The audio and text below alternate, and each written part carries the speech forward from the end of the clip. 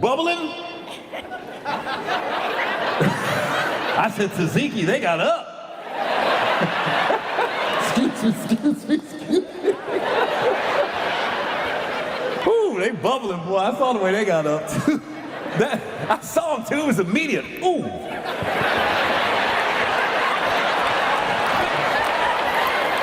They couldn't even face forward. That shit hit them. Don't make any quick turns.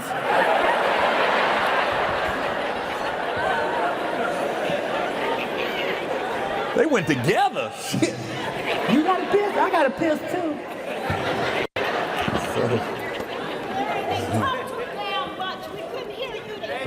Oh, they talk too much? Oh my God. Why are you so mad, ma'am? Holy fuck. They talk too much. Goddamn motherfucker. Why you sound like Joe Clark's sister from... They've been talking the whole show? Oh, okay. I'll tell them to be quiet. All right. Well, hopefully they got a lot of cheese in them and they're backed up. They're just sitting there right now. But if they still talking, I'm like, come on, I gotta shit. Girl, you shitting? I'm shitting too. God damn it, I got a turtle head. This motherfucker won't come out. They really did. That's wild to me. You said something to him, didn't you? I can tell you said something. Shut the fuck up, bitch.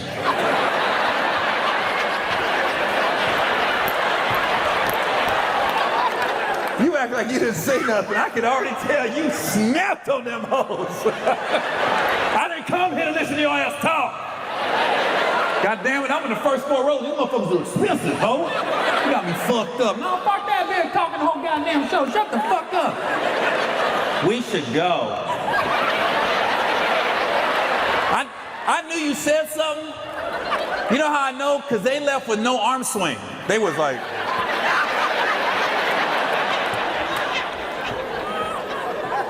What'd you say to him? I know you snapped on them motherfuckers. You told him, shut up. Shut the fuck up. And then these are your girls with you? These are your girls? No, I don't know her. She's a friend of mine. Just the one girl, but you don't know but that was good. Another black girl sat next to you because she thought you was all together. She thought, it's 3-on-2. We can't win this fight.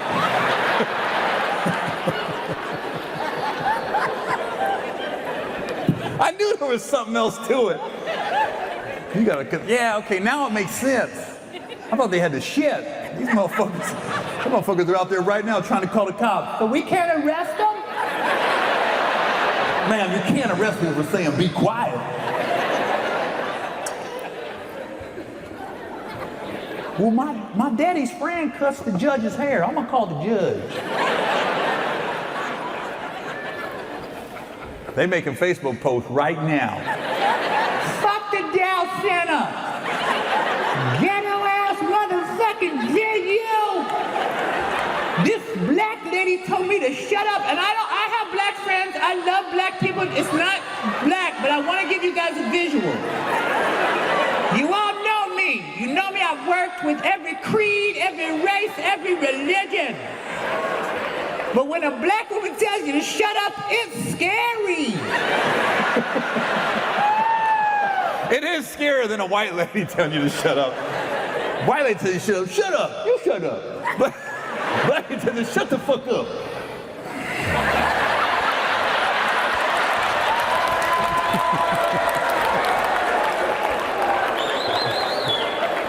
So thank you and fuck you, because they're never coming back to see me now.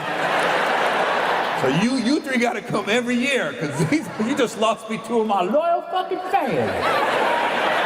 Because you had to say, shut the fuck up. So she talked all through Adam? The whole time? Oh, so everybody's around, okay. So everybody's happy they're gone. Oh damn, you got 3 rows away. So why didn't any of the white people say shit? The fuck's thinking you left it up to the black people? All the white people was like, I wish these black ladies would say something. They would definitely leave if they say something. If one of these black they say something, they would leave.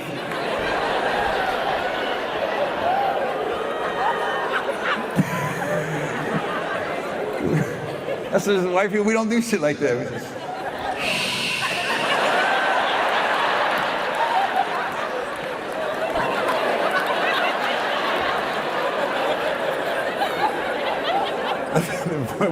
White people, we're the kings and queens of side talking.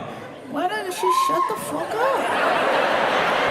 Are you gonna say something? I would say something. Go get security. I can't get to Harry Potter. I gotta go through 16 people to get to Harry. He's sitting right there. Harry, could you use your wand? I'm sending you Voldemort. Not all of us. Oh, shit. White lady spoke up. Not all of us, motherfucker. There's always one fuck.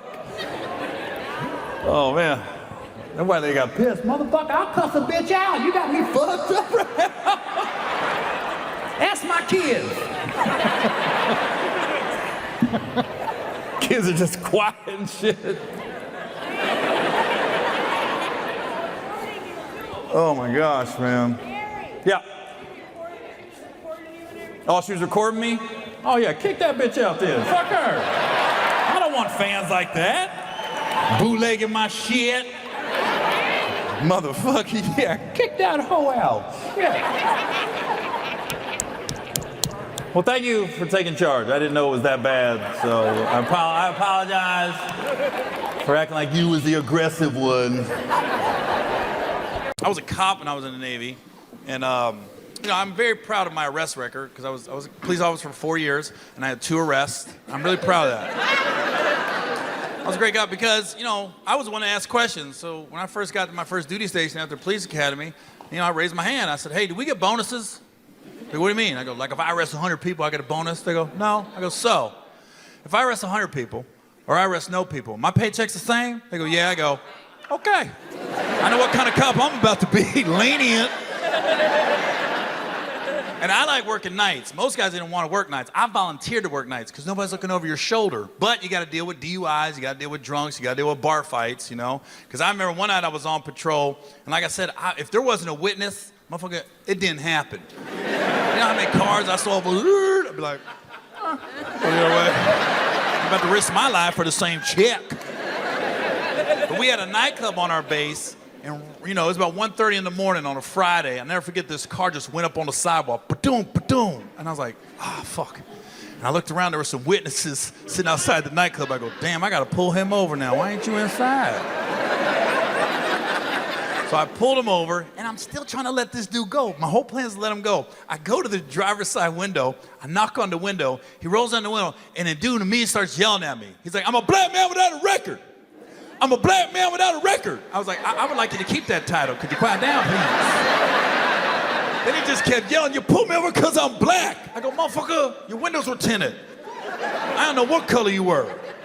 Now, granted, it was a Cadillac. It was souped up. Had an amazing sound system. You gonna say, Gary, guess? I would have guessed black, but you ain't gonna tell me I knew. That could have been Paul Wall or Bubba Sparks. Shit.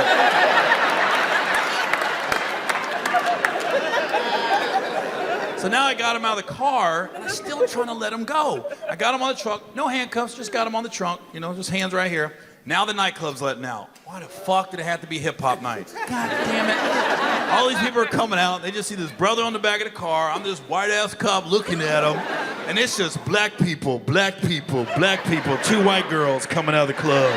Black people, black people, black people, 2 white girls. Now this brother's trying to bowl up like he's Denzel in Training Day. Oh, you motherfuckers see this shit!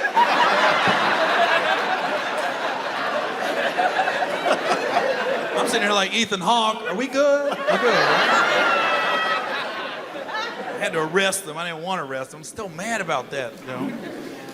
But that's what you got to deal with when you're working nights. But that's the bad part about working nights. The good part about working nights is we had keys to every building on the base. So when I was working nights, I'd always go to the daycare and steal those little breakfast burritos. Those things were delicious. I know there was some mad-ass 4- and 5-year-olds. Where's my burrito?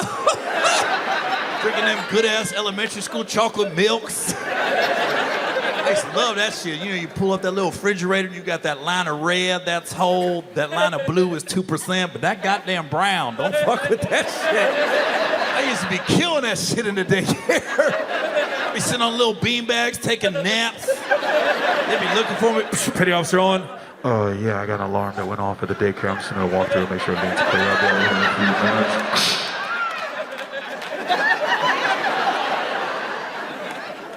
Yeah, an hour later, Petty Officer Owen. Yeah, I just came back real quick doing a sweep of the building. I'll be down here. What was your question, ma'am? What was your question? You really come for me? I'm asking for you. What was your question? My question is why you love black women? Why I love black women? I don't know. That's a good question. Damn. Damn. Somebody got mad. Why not? No, it's a legit question. It's like, no, it's a legit question. It's acting like, it's like asking a gay guy why he's gay. Why is he gay? Because his dick is hard when he sees a man's hole. That's why men are gay. There ain't nothing wrong with it. If a man's hole makes you hard, then you gay. Black pussy is my... that's a terrible analogy. I'm not going to do that.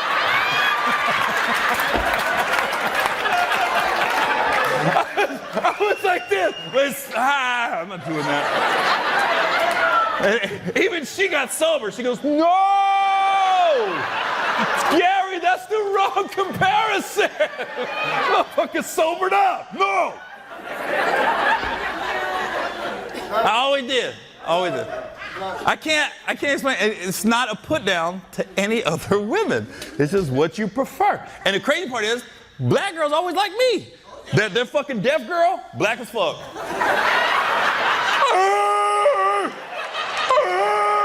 I don't know what you visualize in your head. Black. The one black girl on the volleyball team, motherfucker. Yeah, so I don't know. When I was in the Navy, when I was stationed in San Diego, we used to go out to the beach bars. There'd be one black girl at the fucking bar. And my guys would be like, how the fuck does this happen every weekend? I just move on over. How you doing? I'm Gary.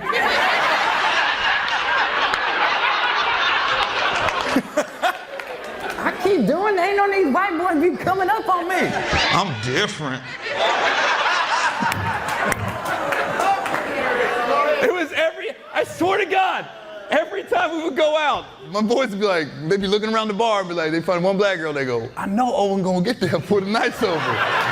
It might take a couple hours, I'd be patient. There'd be other dudes talking to her, I'd just be sitting in the back.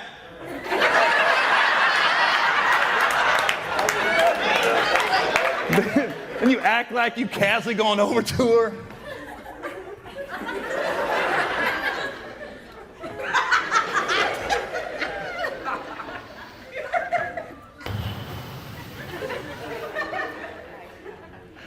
It takes two to make a single round. It takes two to make it out. You just gotta start singing a song and shit. I like the way you kiss me when we're playing the kissing. See how easy that shit is? And that wasn't even the song that was playing. It was Pearl Jam at the beach bars. I was sitting there singing a different song. How you know that song?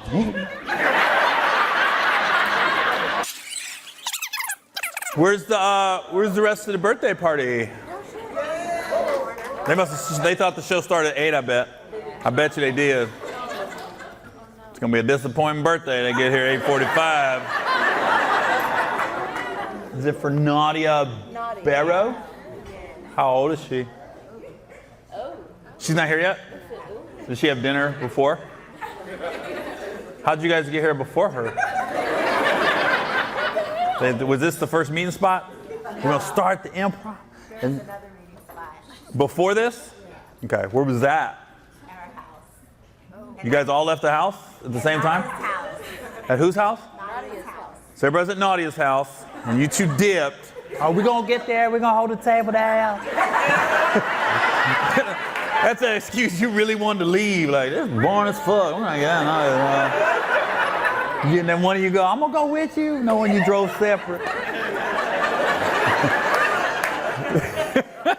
We gonna get there early. We gonna talk to the manager so we ain't gotta wait in line. Motherfucker, you an hour late. Ain't no line no more. How many people's gonna be with Nadia? 4? 4 or 5?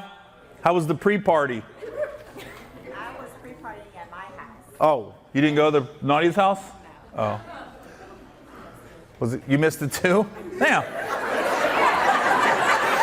They might not be coming. They might be Nadia might be having a real party. Cocaine.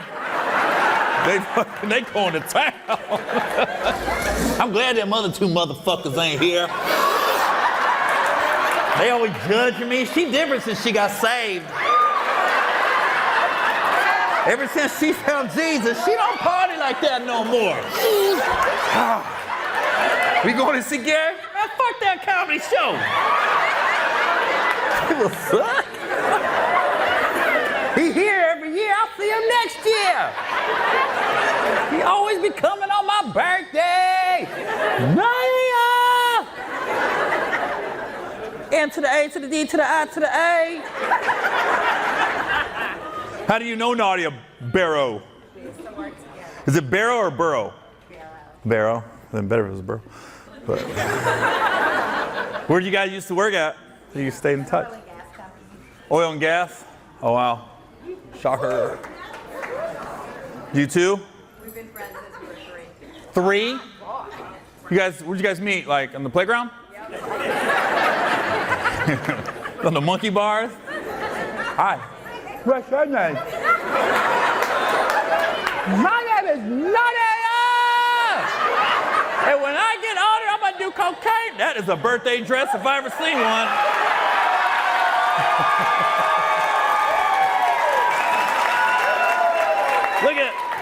Look at how hyper Nadia is. All that cocaine, baby. Nadia came walking in fast. Ooh, hey, girl. Woo, good seeing you. Good seeing you. Good seeing you. Good seeing you. I'm here, bitch.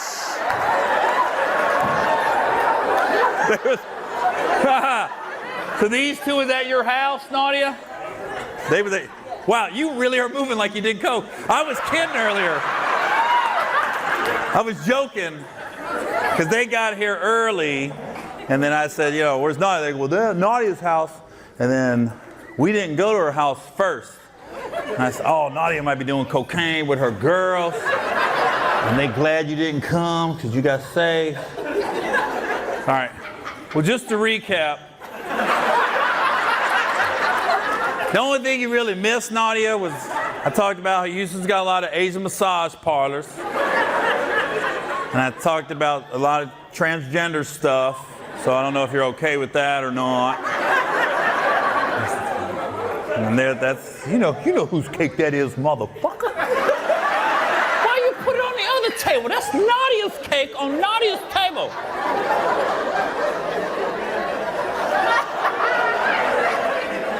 He might be Dominican. He might not speak English the way he walks away. How do you 4 know each other? That's your mom? One of my closest friends. That's one of your closest friends? This is my husband. That's your husband. Okay. So, Mom, just so you know, that man is blowing your daughter's back out. Then did you clap, Mom? You blow that back out, baby! I've never seen a mom clap! That's my girl right there. Throw it on that motherfucker, baby. Throw it back. Who the fuck claps? I've never seen a mom! That's my baby right there. Ain't nobody worried about that scoliosis no more. That's something you don't think about, though, when you have kids. When they got, how many daughters you got? 2. Both married? Absolutely. There you go. He just became doctor. He's a doctor? Ooh. What's that?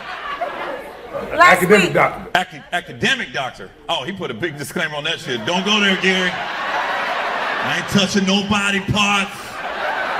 Ain't nobody in a hospital. I'm an academic doctor. Where does your doctor degree from? Dallas Baptist University. Dallas Baptist? It's a religious school? It is. You're not locking people in the church telling them to give $20, are you? Never would have made it!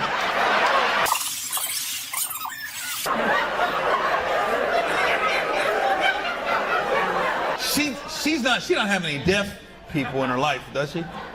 She got up right in the middle of that joke. I said, oh, I thought, he talking about my brother Daryl.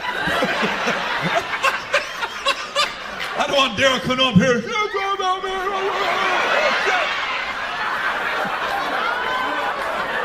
The way she got up, I was like, oh, fuck, I hit a curve.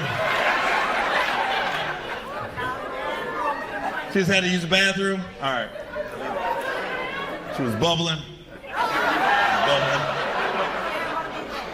Huh? She didn't want to get wet?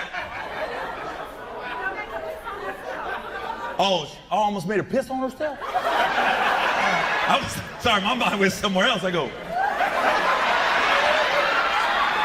what kind of fucking pocket rocket she got going on right now?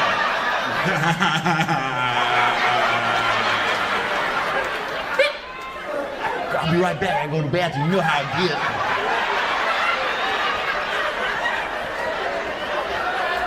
You going to check on her?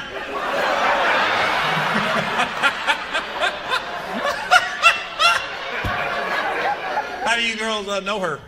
That's my baby. That's your daughter? Yeah. Oh, okay. Sorry, I didn't know that. I'm fucking up all over, Mom. Shit. Is she married?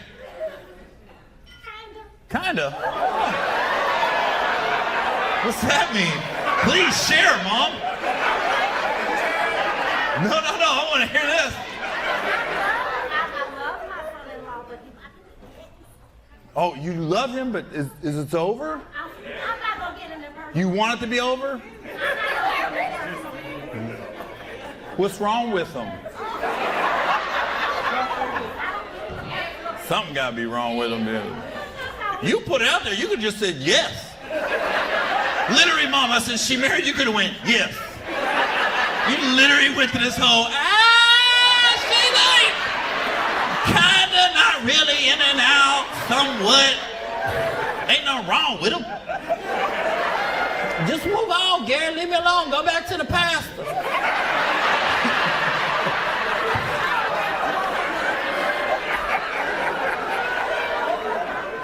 Now, how do you, the other 4 girls know her, right?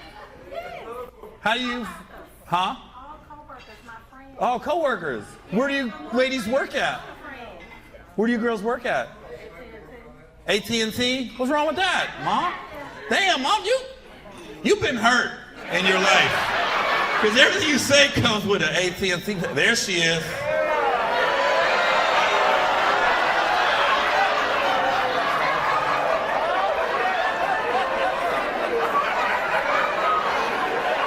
No, your mom, listen, your mom's got your back. She said you have an amazing husband. She said you have an amazing husband. She loves him so much. She wants you to see the rest of your life with him. But if you're not happy, it's fine. If you'd like to move on. Huh? I'm just saying what she said. I said, how do you know her? And she goes, that's my baby. And I was like, oh, okay. And then I was like, she married? And she was like, well, kind of, not really, somewhat.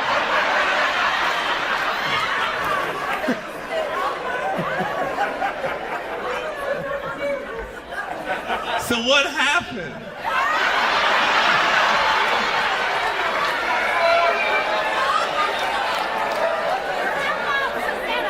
I'm the last motherfucker to judge. I've been through it, so I ain't gonna say shit. What happened? It's complicated. That's cool. I'll leave it alone, because clearly it's not final. You're trying to get a divorce? Oh, he won't sign the papers? Yeah, you gotta get that process server. That's what I did, motherfucker. Serve my ex at Panera Bread. I ain't give a fuck. So, at the drive-thru, you're served. That was the worst motherfucking tuna sandwich she ever got. They got good grilled cheese at Panera Bread.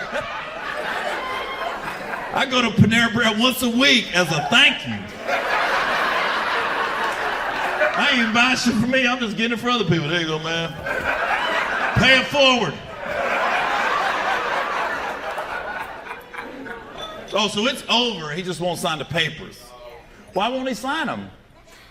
That's interesting. That doesn't make sense.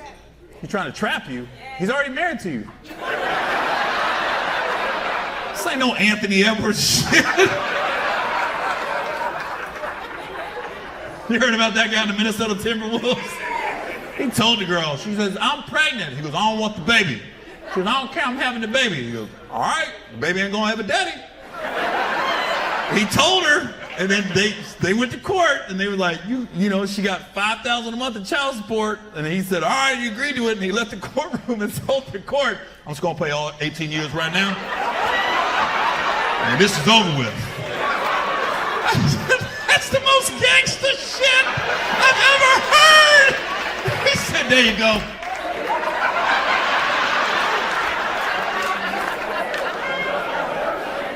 He told her though, I don't want, you ain't heard about this, Mom?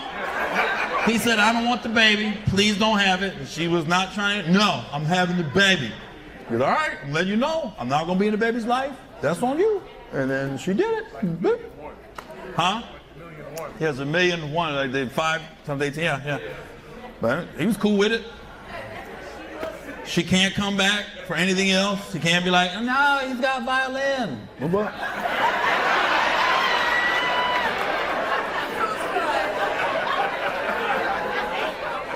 That was some cold shit. It was cold, but it was kind of cold-blooded. I was like, I'm not saying I agree with it, but I understand. I was like, all right.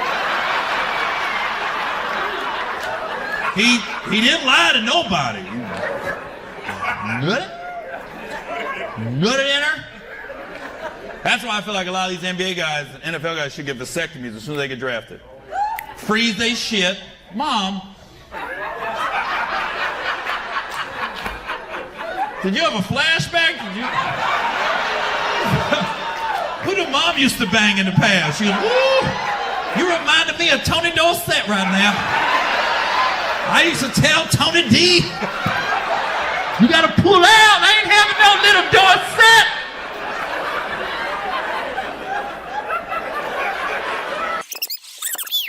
It's funny how you see people in the audience that just remind you of shit. So here I am, I see a group of gay guys. And you guys aren't gay? Whoa. Whoa.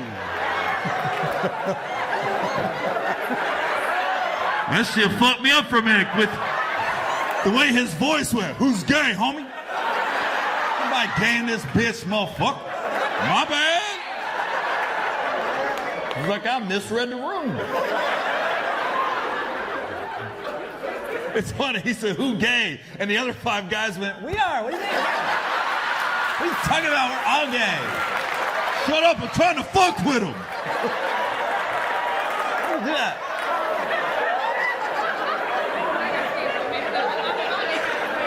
I appreciate you guys laughing at all this shit, for real. I appreciate it. I ain't gonna lie, when I was doing the transgender shit, I said, oh fuck, this could go the wrong direction with this crew. When I saw you guys laughing, I said, all right, we're good. Because that's the dumbest shit I be hearing when guys be saying that shit. Well, that was an unexpected pregnancy. I'm like, motherfucker, did you nutting her? The fuck you think's gonna happen? And damn. The white lady, butthole, nut the ass.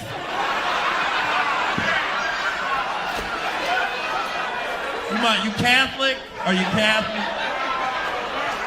Catholic girls will let you get it in the ass, but no, I'm saving my pussy for marriage. You'd be in the asshole all day, though. I was like, I think this is worse. What are you gonna do? Get to heaven? I told you, Lord, I saved myself to marriage. I've had 10 dicks in my ass, though. I didn't know how I feel about a movie. She said that shit. No, not my pussy. Just my ass.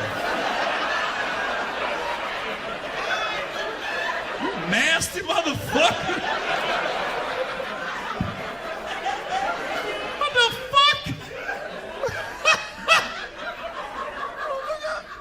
I checked into the Ritz-Carlton. I want to go through the front door. I'm trying to sneak in through the back. Oh my God. Thanks for sharing. It was funny. She goes, nah, asshole, butthole. And the dude even looked there and he goes, what? Like it took a drink. You must have not, huh? You recognize his hand? From what? Oh, you did my vasectomy. Oh, what's up, doc? I forgot you did fucking, he saw my balls.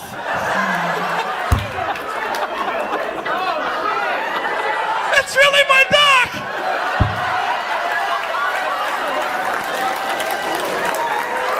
That's fucked up.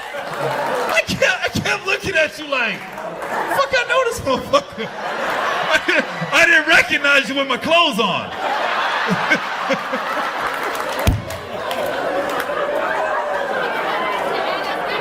I kept staring at this motherfucker. Fuck, do I know you? I can't believe I told that joke and you're here. That's pretty accurate though, right? Was the box sticky? Was the box sticky? I tried my best, Doc.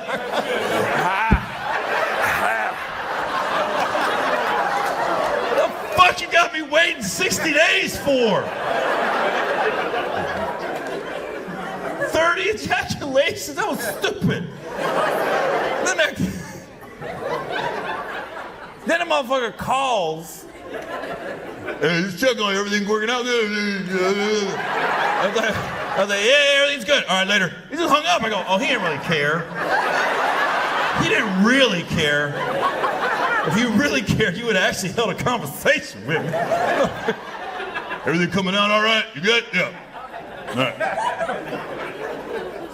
So far it works. I've nutted in my girl so many times. And she kept saying, we didn't get the results back. I don't give a fuck. We don't. If you get pregnant, I'll sue.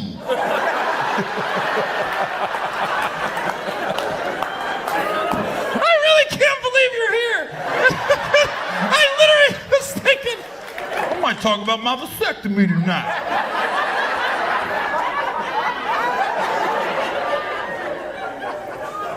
And did you guys all ride together? Yeah. Oh, fuck. Now they're gonna be talking about my dick and balls on the way home. Yeah, it was cold that day when I'm gonna give Gary the benefit of the doubt. It's a little chilly in my office. Let me tell you what this motherfucker does, though. I'm in there with, I don't know him. I'm just like, yeah, okay, vasectomy. I come in, you just sitting in the office, we're having a casual conversation. You go, oh, you Cincinnati? Yeah, I got my degree from Cincinnati. Yeah, I like UC. Drop your pants. Anyways, the Bearcats are really good. He starts fucking playing with my nuts. He's still talking football. Yeah, so C.J. Stroud, he should have a good second year. I hope he is, I'm glad they got Stephon Diggs. I don't think it's gonna last very long. I go, dude, can you stop talking till I pull my pants up? I literally just looked away.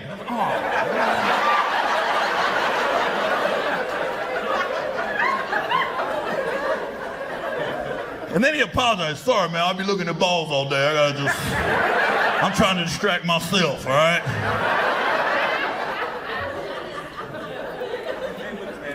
How was I,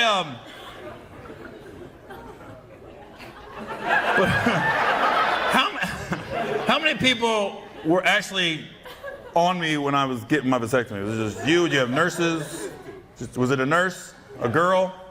Fuck. No, was it a black girl? Yeah. No, Hispanic? Okay, good. I don't need a black girl. Bullshit ass. Now I know why he got a divorce.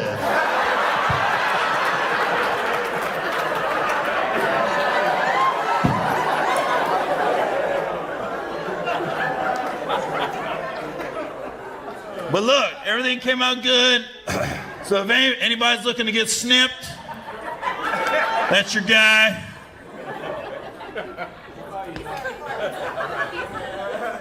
So if you guys are looking to nut all over Houston, that's the guy right there. So it's rare in my business you get surprised, but that was shocking. The fucking chance I'm talking about my vasectomy, and I kept wondering why he kept hitting everybody.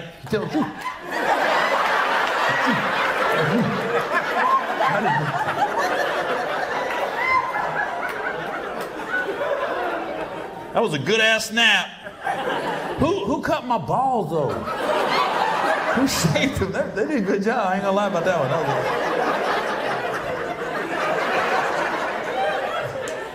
That was a hell of a barber you got there in your office. Fucking took some pride in my nuts.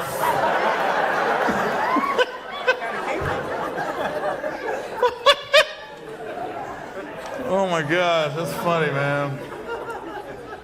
Well, thanks for coming, man. I wish you wouldn't have sat in the front. Like, you're like one of them people I didn't want to see again. Like, I want you to have an amazing life and be successful and everything. I didn't want to see you again. Motherfucker saw me at my worst.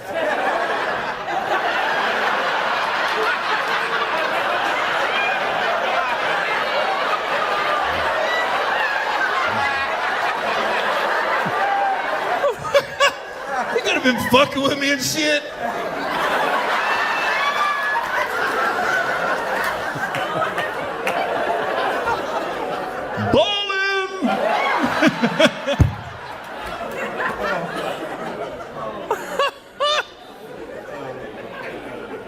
You guys are funny though, man, because all we gotta do is go to sleep. And you motherfuckers get done, you come in, you did a great job, man. You did great. I said, motherfucker, I was asleep. What the fuck you want me to do? Yeah, you did great, man. Everything should be good. Your vein was right there, but it was really easy to get to. Found it right away, man. You definitely have Mexican blood in your family. That's why you had to have 30 ejaculations. Couldn't take a chance when you told me your grandpa was Mexican.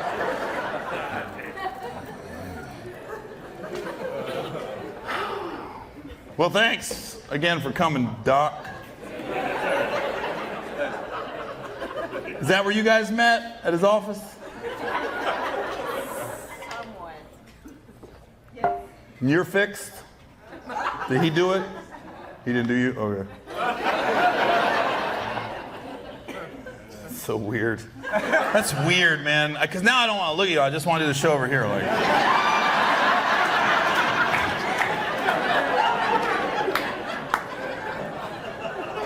Like there's literally, normally when I'm on stage, nobody see my dick.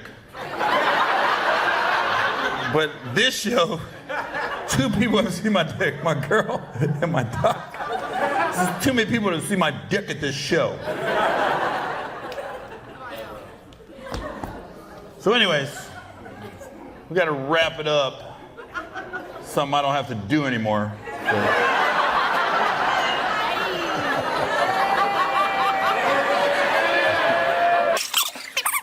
What's that?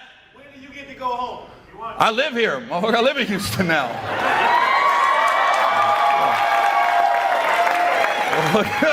I ain't gonna tell you what part. But you'll see me around. You'll see me at Trail Burgers. Graces. 50-15. You will never see me at V Live.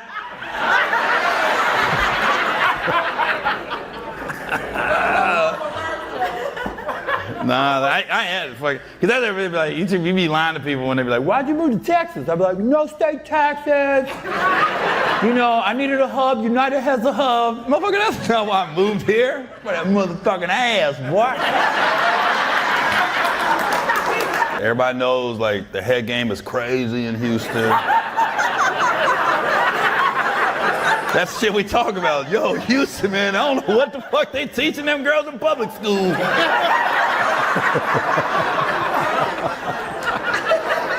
I have never heard comedians say, Houston girls can't suck dick. I've never heard that. Everybody just looks at each other. Houston, motherfucker.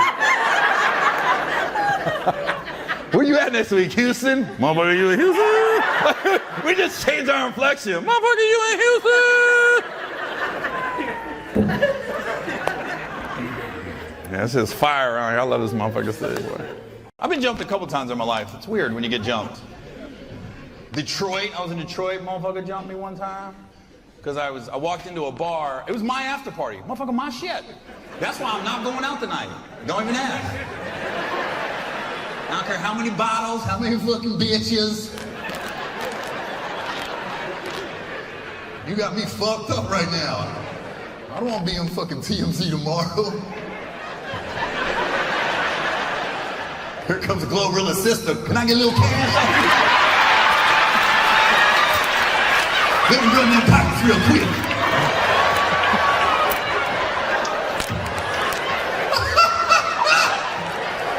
That's crazy how she got a sister and a brother in the same person.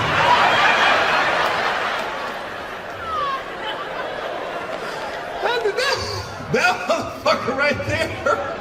The best line she said was, how you gonna make millions and we don't get shit? I said, well, what? If she was gonna give you some money, how much you want? About $2,500. What? I can't get enough of him. I don't know what the fuck that is.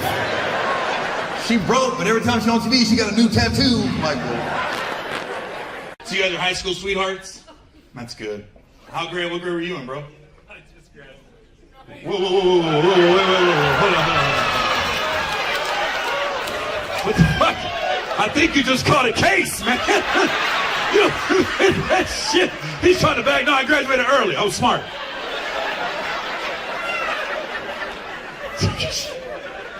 Fuck Matthew McConaughey from Dazed and Confused over here. You know I like them high school girls.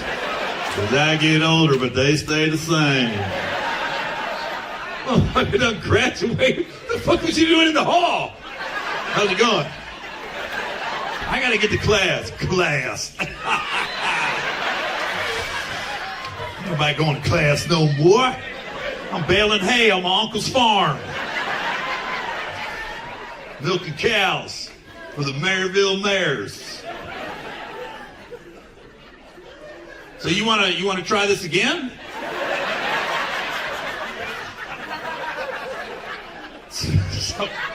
So you was 14 or 15? And I don't want to get you fucked up. How old are you now? 37. You're 37? What are you? Think about this before you answer. Think about this real. You're still going to go with that. This motherfucker. He's like 41. He was 19, walking the halls of Maryville High. You just graduated. Like, are the rules different in Marysville or what? What the fuck is going on at high school graduation? Well, you guys are starting the rest of your lives. Congratulations, Maryville, class of 2005. But if you can see the freshman class coming in next year, woo! You guys might want to come back and run the hallways. Because them 8th graders got the tightest asses we've seen in Marysville in 35 years. I'll just put it like this, our volleyball team's going to be fucking amazing.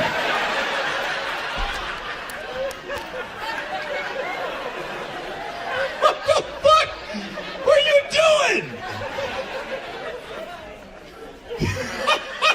Motherfucker went to homecoming for 8 years.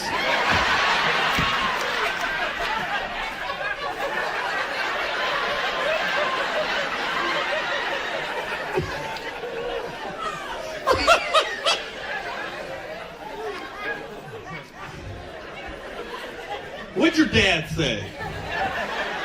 You didn't tell him? Just want to meet him. Did you tell him he's already out of high school? You did. Shit, I gotta get to Marysville and see what the fuck's going on up there. Donald Trump missed that one. He was too busy about there eating dogs in Springfield. He should have went to fucking miners in Marysville. Gives a fuck if you eat a dog.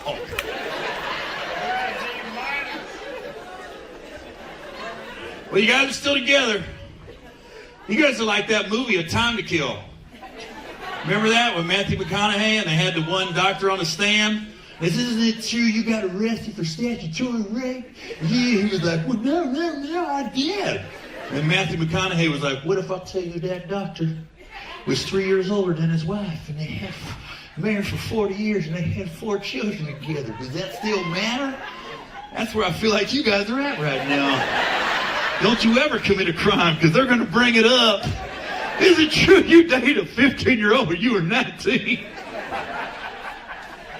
You're under oath. I did.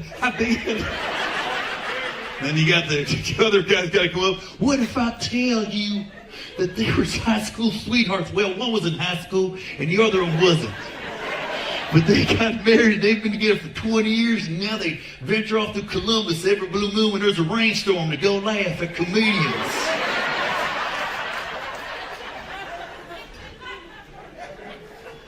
Look, man, I appreciate being honest. Don't ever tell anybody that again, okay? Just say he was a senior, she was a freshman, and you're 40, okay? Not 41, she's 37. When she's 40, you're 43.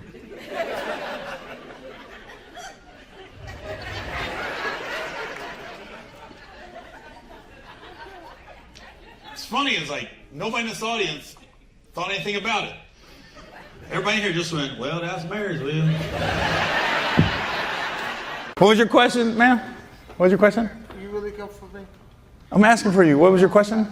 My question is why you love black women? Why I love black women? I don't know. That's a good question.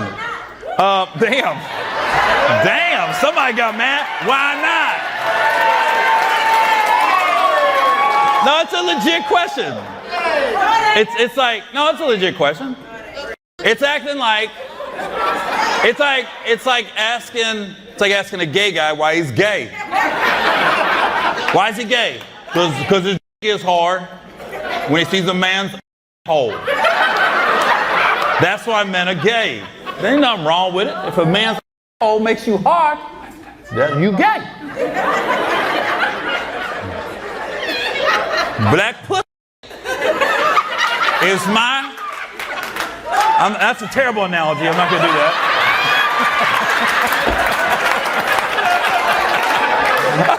I was like this. I'm not doing that.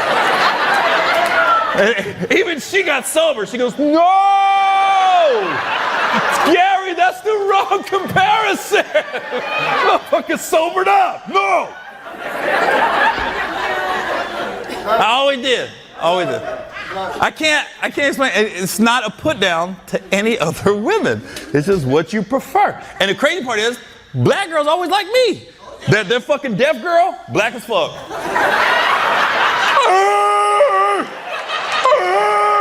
I don't know what you visualize in your head. Black. The one black girl on the volleyball team, motherfucker. Yeah, so I don't know. When I was in the Navy, when I was stationed in San Diego, we used to go out to the beach bars. There'd be one black girl at the fucking bar. And my guys would be like, how the fuck does this happen every weekend? I just move on over. How you doing? I'm Gary.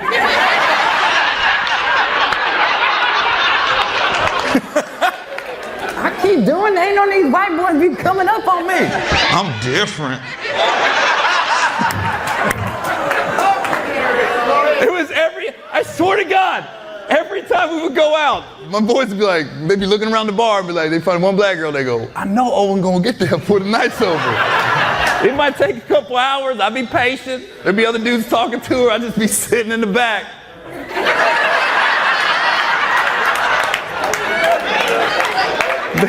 Then you act like you casually going over to her.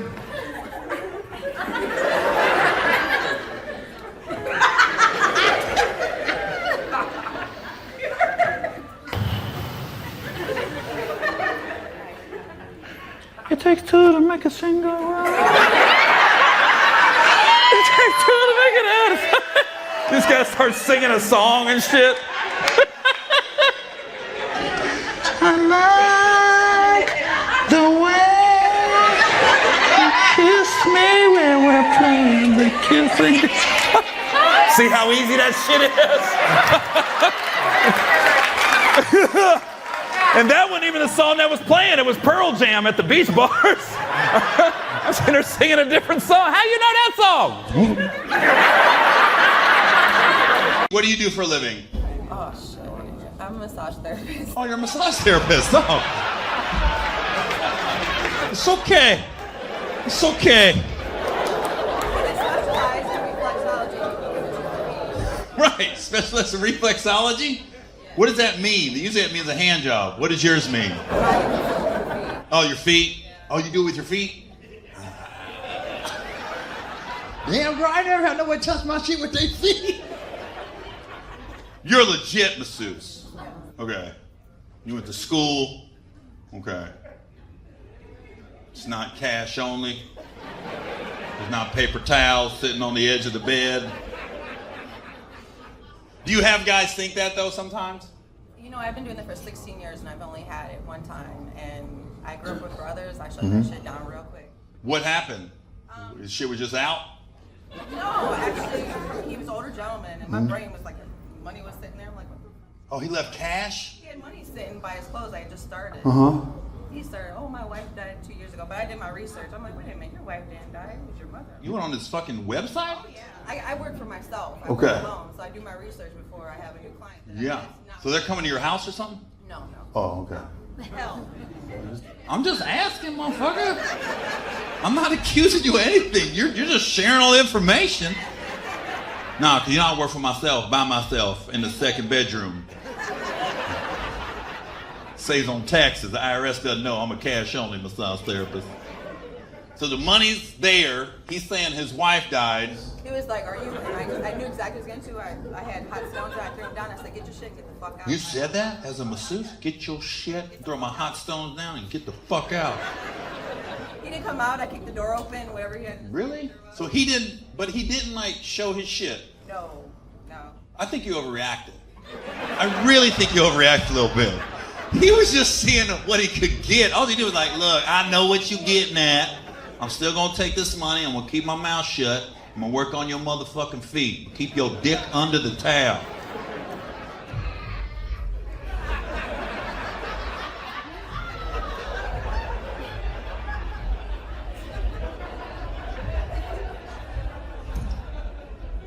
Like, I would never do that, but I don't know if I'd say stop if a girl grabbed my shit either. I gotta be honest with you.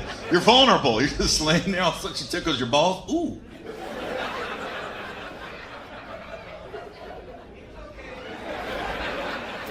I gotta be honest.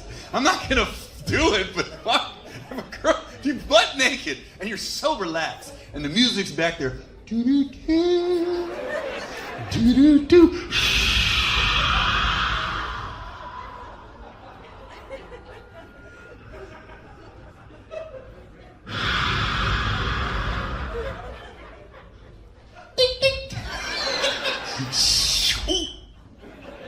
Did this bitch just tickle my bone?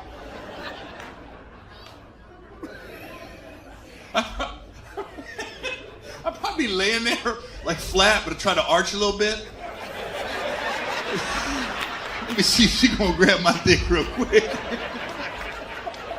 I'm ready to spread my legs out. Pretty soon I'm laying there.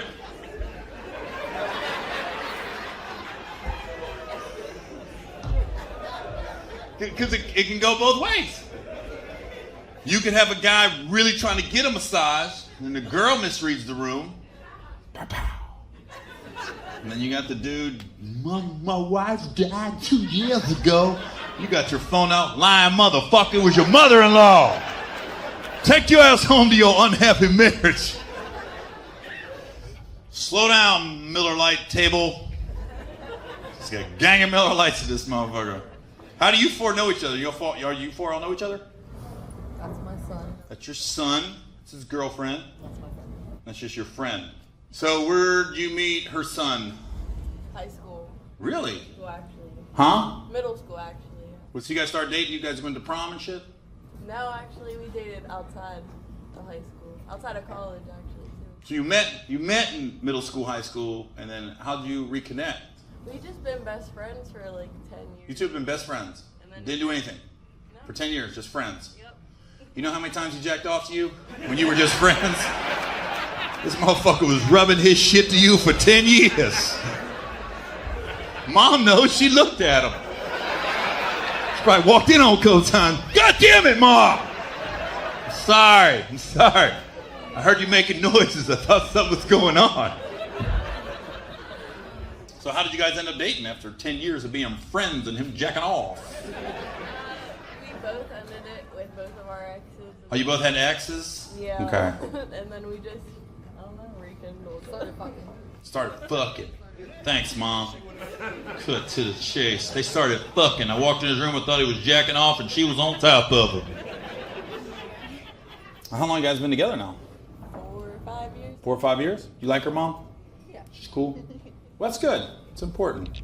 You know? You gotta know. At least you know who your son's fucking. I've always known. You've always known. Yeah, You always- my brothers, I know theirs too. You know all their secrets too? Do you have a small house that you can hear everything?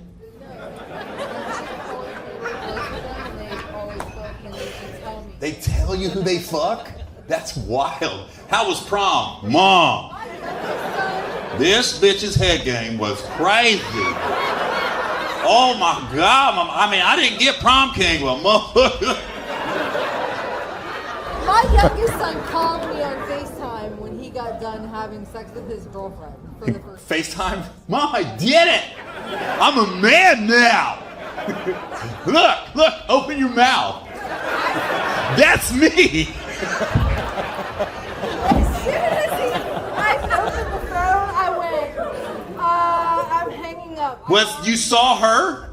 I didn't see her. I just saw him, and I knew where he was, and I went, I'm hanging up. I know what you just did. Yeah. I said, why the fuck would you call me? Yeah, FaceTime though. Yeah. That's wild. Fuck, man. You have a really close and odd family, Mom. They love their mom. They love their mama, boy. You gotta piss? It's going to tinkle. She is running, motherfucker. I've never seen nobody get up that fast. Usually when you gotta piss, you can tell. I'll sit there. Motherfucker was immediate. Ooh. Excuse me. Is that your friend? How you guys know each other? She's married to my best friend. Married to your best friend. Where's he at? I don't know, I guess. Huh. He didn't want to come? It was girls' night. Girls' night, just the two of you. It was supposed to be a third, but she didn't come. What happened? Did she buy a ticket? Oh, well, I don't give a fuck. I still get the money. Keep her ass at the house then. Ain't no refunds, ho. I know she probably calling the comedy club. I couldn't make it. She gonna come up with that same lie that fucking dude did. My wife died. Motherfucker, you ain't married, bitch. Where did she meet your, what did you say, your best friend? She married your best friend? Yeah, that was 20-something years ago. They met 20 years ago? Dang, that's a long time. You don't know where they met? A nightclub or something? You don't know, but it's your best friend. And you don't know where your best friend met his wife? Huh. I don't think it's your best friend. Never came up, no conversations. I'll ask her when she comes back.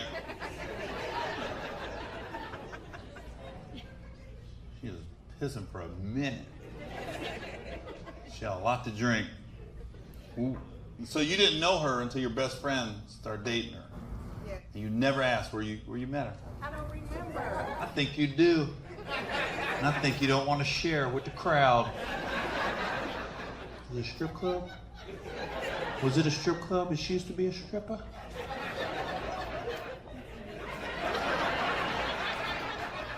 You've been very animated with your answers until that one.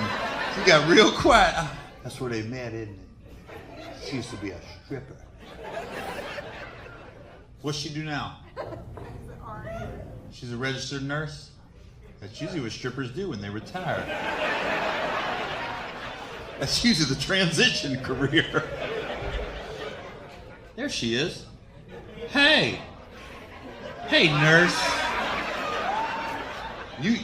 Your knees went down like you're used to going down. She had a flashback. Oh, who he talking to?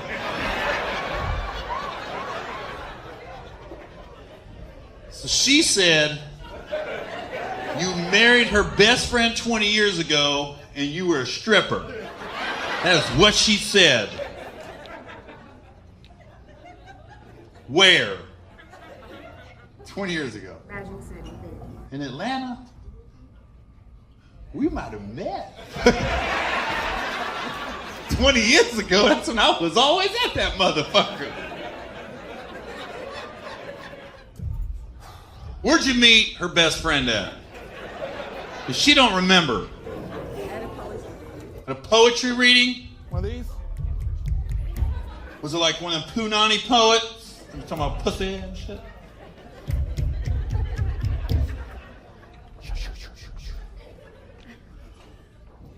Was you a poet? You just watching? Was he a poet? No. You both were just looking at each other? Yeah. It's hot in here.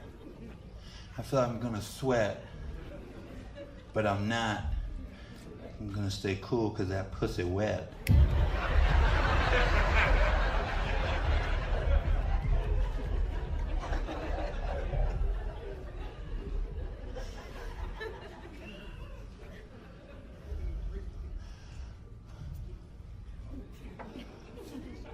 Went to get some ice cream, put it in a cone. Motherfucker tried to have me give him a hand job, so his wife was dead, so I hit him with the hot stone.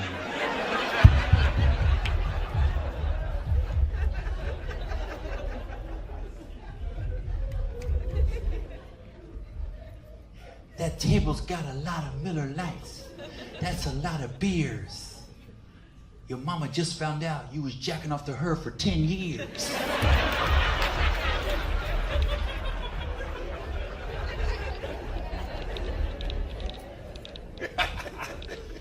I know I'm not good at this. My rhymes kind of suck. But I ain't FaceTime my mom every time I fuck.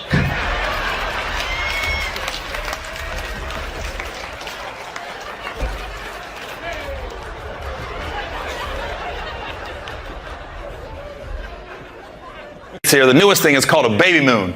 So fellas, when your woman's like 7.5, 8 months pregnant, it's like you go on one last trip before the baby gets here. It's the last trip with just the two of you. I don't think anything sounds worse than going on a trip with a woman 8 months pregnant. Especially get on a plane. It's probably, I got it. God damn, I ain't ever going to your gas station. I'm going to BP. Motherfucker don't want to shut the fuck up. Jesus Christ. What? What's what called? You said it. Baby move. Baby move. Oh my God, dude. I said what it's called. But you don't call it out in the middle of the fucking joke, bro. You wait till it's over, you ask your fucking boss, either one of them. Because you don't run a gas station, those two do. There's no way you run a gas station, you can't even get to a motherfucking comedy show without shutting the fuck up. Motherfucker puts one drink on the counter. That's all you want? That's it? You getting anything else? I just walked in. Fuck. All right, what's that called?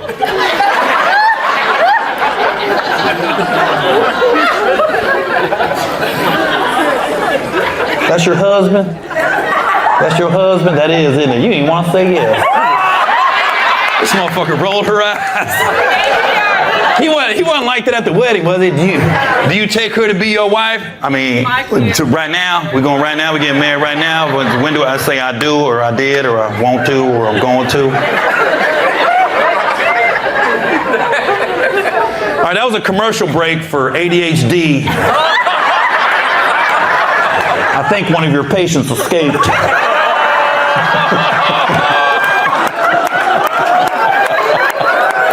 She just looked over. She was like, Gerald! Gerald! Oh my God, I thought she'd never see her again. I knew when you said, what's it called? I was like, every time I used to give you your medication, you asked me the same thing. What's this called? What's it called, though? What's it called?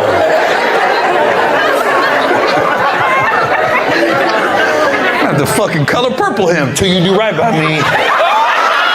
Everything you touch is gonna fail. My God, the dead house arousing. You gonna let him talk to you like that at your own goddamn show? Oh, Sophia, home now.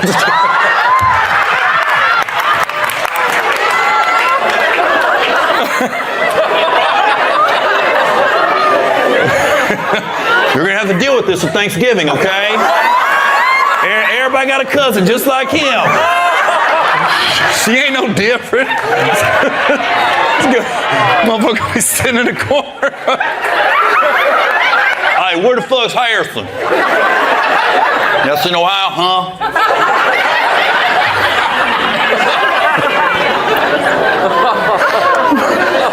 I'm low key. I'm so glad he's laughing right now because some motherfuckers take this shit personal. I'm glad he's laughing.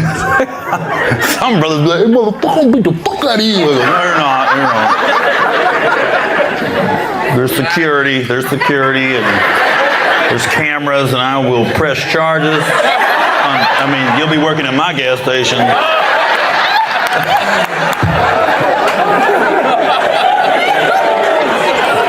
Gary, where the fuck you get a gas station? It's crazy.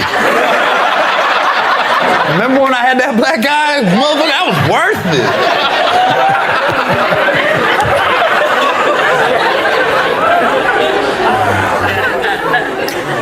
So anyways, that was better than the punchline. So, the joke was 95% over anyway, so fuck it. That was better than my shit. I'm kind of glad he spoke up a little bit. It was funny because I kept hearing him. I was like, when's he gonna stop? What's the call? What's the call? What's the call? That's all I kept hearing. I kept trying to get louder too. So don't get on a plane and you hear, what's the call? What's the call? He was not deviating off what's it called. He wasn't getting mad. He wasn't getting happy. He was just on like autopilot. What's the call? What's the call? What's the call? This girl was like, what the fuck? I just want to know what it's called. Is that too much to ask? What's the call? Jesus Christ, I want to enjoy the show like everybody else. I just want to know what it's called.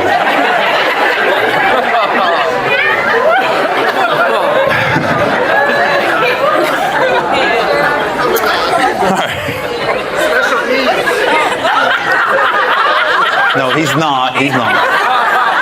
Somebody's like, he's special needs. I go, no, he's not. He just talks a lot. Huh? No, you're not. Motherfucker don't even know who he is anymore. I am. I am special. I do have needs. His wife looked at him. No, you ain't. I won't marry no retarded motherfucker. Oh, I'm sorry. I'm not supposed to say that. I'm sorry about that. Don't put that on me. Don't you fucking put that on me, Gerald. I ain't gonna have all my motherfucking family say I married a retarded motherfucker. I did not. I just married a motherfucker that talks a lot and repeats his words. What's it called? What's it called? What's it called? And you know the sad part about this whole show? Been up for over an hour. It doesn't matter what jokes I tell. When you guys get in your car, you're gonna be calling your friends. You go to the show? What's it called? What the fuck are you talking about? I don't know, Gary. You had to be there. But the way he said, what's it called? What's it called? You're going to say that at Thanksgiving. You and her are going to be making a joke. You're going to walk over somebody's shoulder. Ooh, what dish is that? What's it called? What's that? Is that macaroni and cheese? What's it called? She's going to be laughing. You say, what's it called? Whole family's going to be looking at you. What weird motherfucker did you bring to our goddamn house?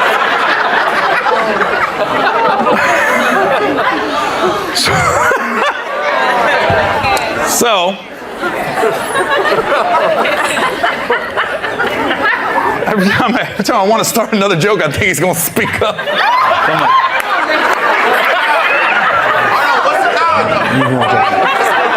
Starting to think he might be. I'm sorry. He's not full blown, but he might be on the spectrum.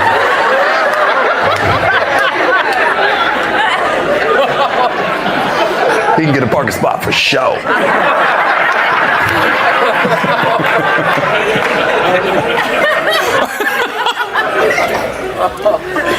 Oh my God, we've been here an hour. This motherfucker said, I own a gas station. I'm a gangster. I smell weed. I sell weed. Hey, bro. Oh, you did yourself like that. I didn't do it to you. Sorry. Hey, it's legal. It just got legal Tuesday. This motherfucker didn't even know. He looking around. No, what? This shit legal? Yeah. Now he looking around. I gotta find something else to break the law. I ain't no law-abiding citizen. What the fuck you mean weed's legal? You can sell wherever the fuck you want now, bro. The way he looked, he went, are you serious? This shit legal? It's been all over the news. I've been working at the gas station 12 hours a day.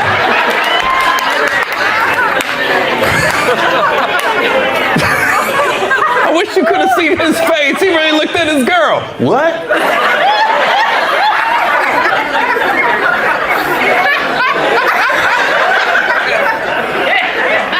Motherfucker, I did 60 days in county for selling weed. I want my time back.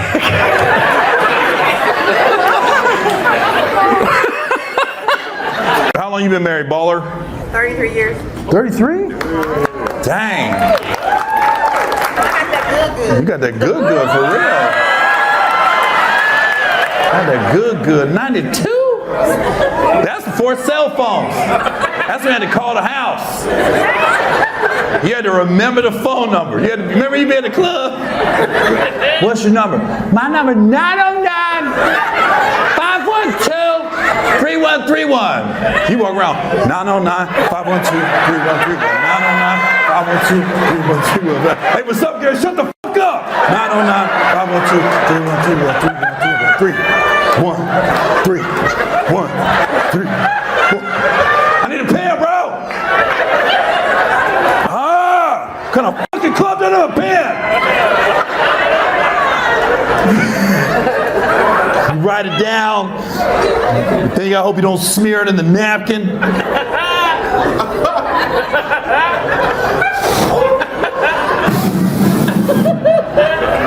Then you gotta call it, hoping the girl doesn't live with her dad.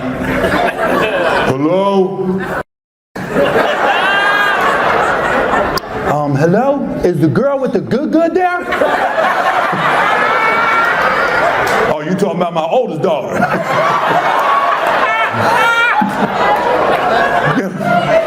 Your dad knows? Everybody know I got that good. Big wedding? 92? I was just thinking, man, there's some jams in your motherfucking. Somebody rocking, knocking the boots. Yeah, there's some jams in 92. Nah, baby.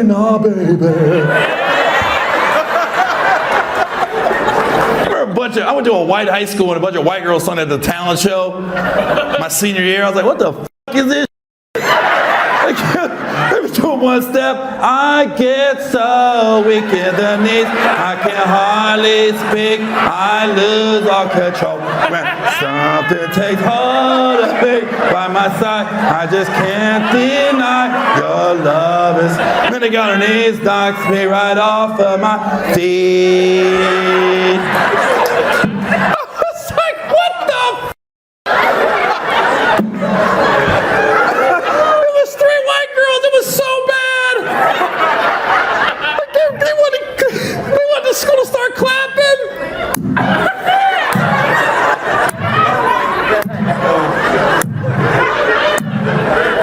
And my school did just what you did. I clapping that bullshit. Got that good. It's just a good vibration. Come on. Remember that? Yeah, I fingered a girl with that song. Sweet temptation.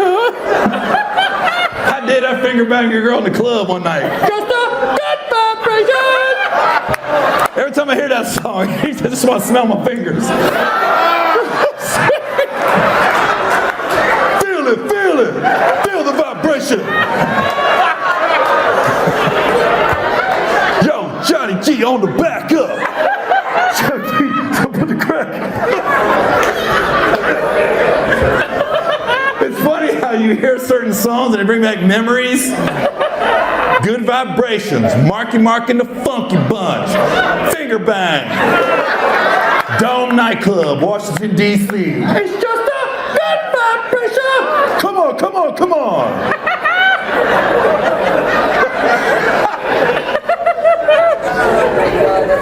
But you were getting ready for your wedding, and I was finger banging a girl in the club.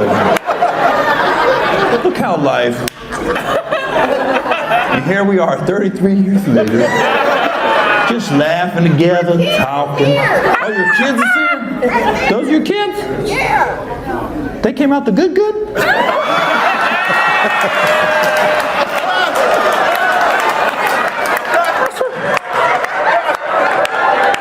Those boys came out of the good? Look how happy your boys are. Laid back, they ain't angry. That's what that good does. Good has laid back boys.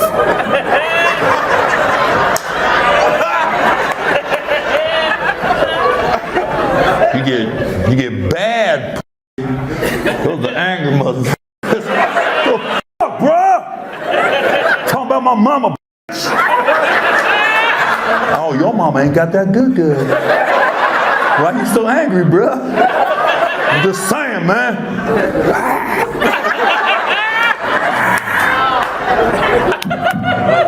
My boys are gonna be laid back.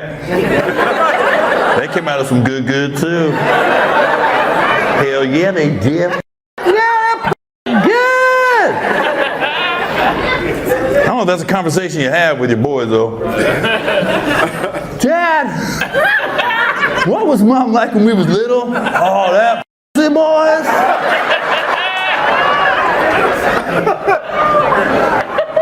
I've had some pussy in my life, but never pussy like your mama's. That was that Japanese A1 Wagyu. That wasn't no sirloin from Ralph's.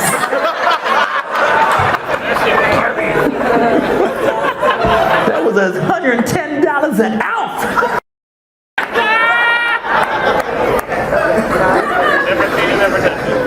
That's funny. That was the best line. You didn't hear him. He goes, never seen it, never touch it. I'm sorry, I'm a vegetarian. He was so adamant. Never seen it, never touched it. Sorry. I went too deep because he started dry heaving over there. Oh, stop. Oh. Gary, change the fucking subject.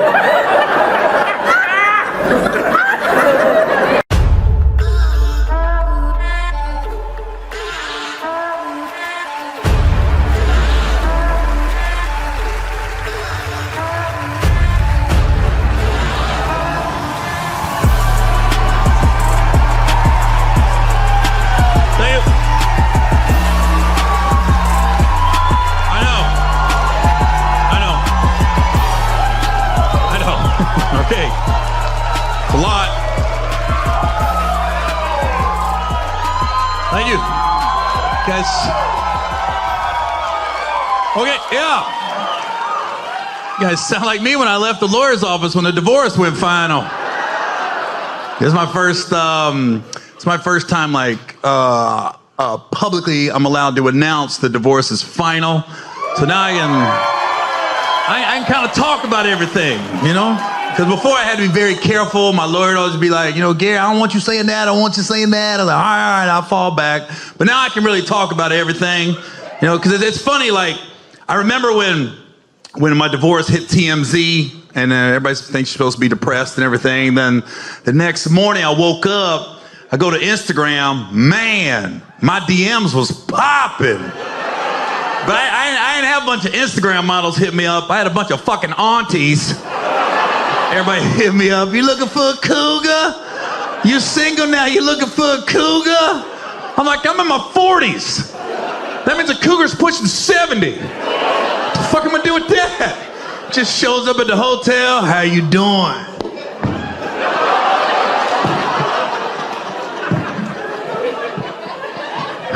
Do with me what you will. I can't get pregnant no more. What the hell? Saying weird shit in the bedroom? Oh my God, Gary. You remind me of my first husband, God rest his soul. What the fuck?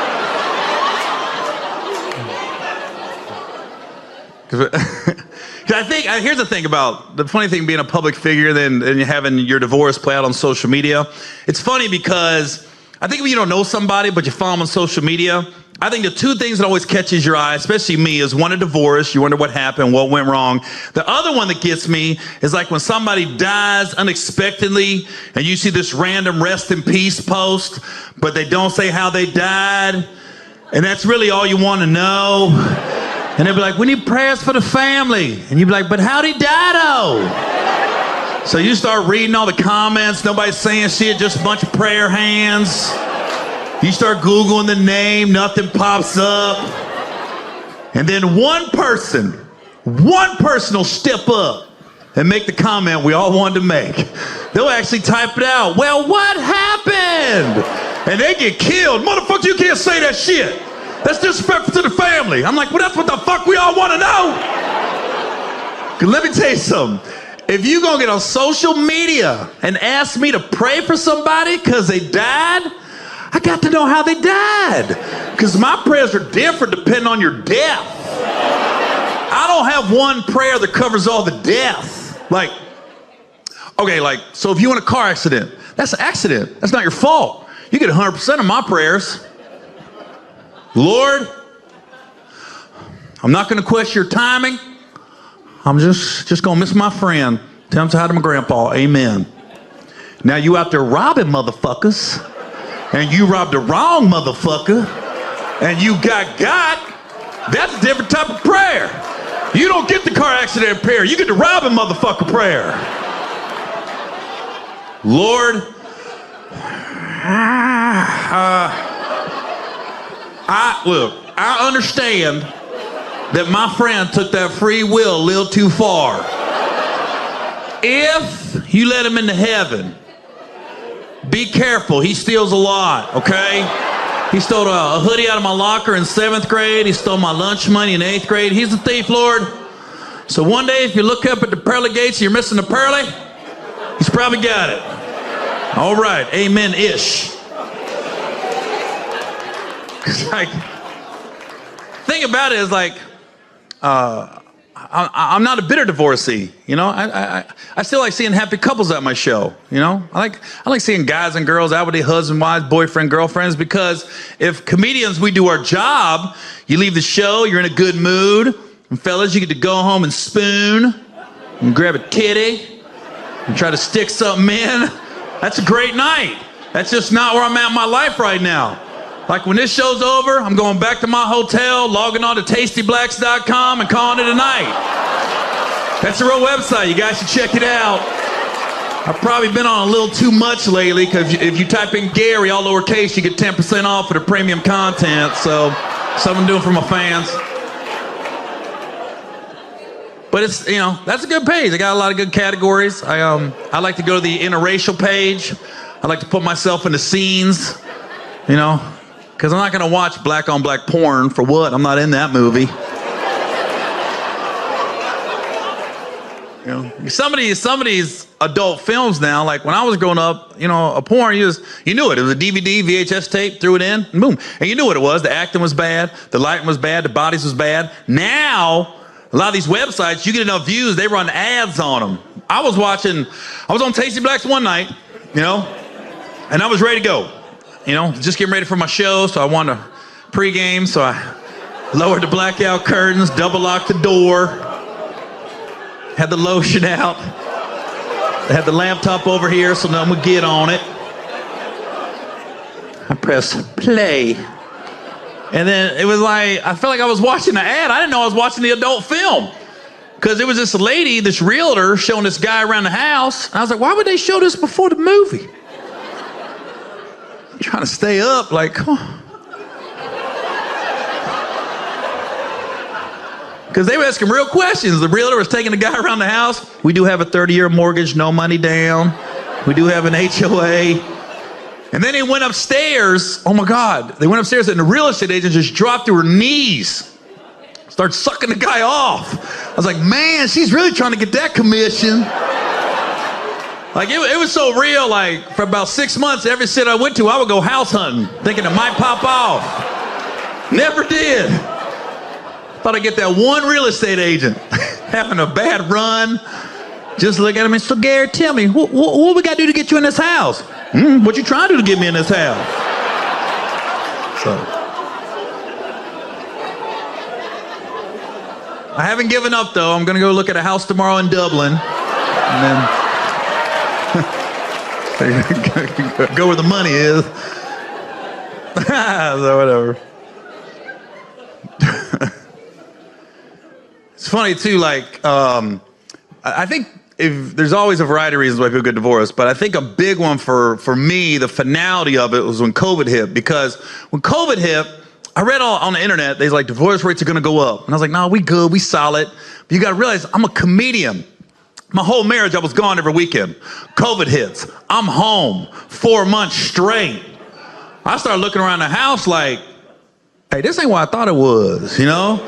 And then my dog picked up on it first. When you got a good dog, dogs know shit ain't right in the house.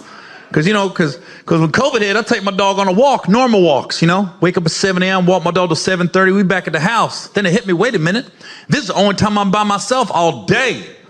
So the walks start getting longer and longer. We leave at 7 a.m., come home at noon. My dog started looking at me like, you going through something? You gotta talk to her, Gary. I can't walk this long. I'm a Yorkie. You gotta get a bigger dog with bigger legs. And you know, Yorkies are little. They think they big though. They don't know they little. Mine wasn't. My Yorkie was little and knew it was little and acted accordingly. We got about 2 months into COVID. She got sick of them 5-hour hikes. My dog changed. She started getting angry. Started barking at everybody. And her barks started to sound like help. You know, just, help! Help! You can talk. My dog can talk. Then one day my dog just quit walking. I ain't never seen a dog quit. She just stopped. Fuck it. No, I'm done. I picked her up, walked her back to the house. Next morning I woke up, I thought it was a one-day strike. I was like, come on, Olive, time to go for a walk, 7 a.m. Swear to God, I saw my dog shake her head no.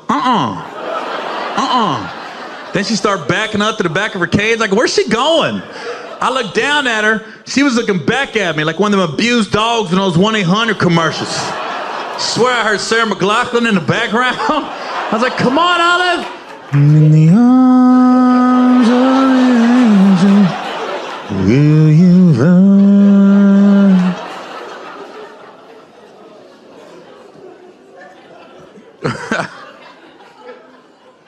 It's funny too, like people always ask you too, like, if you could go redo anything in your marriage, would you do something different? I was like, there's certain days I like to relive, for sure. I remember one day, there's a couple days. One big one though, I like to relive this day over, because one time I was flying with my ex, and I got upgraded and she didn't. And I got the email like 3 days prior. I just didn't say shit till we got to the gate. Because I remember I walked up, I looked at it, I said, oh my God, look, I just got upgraded.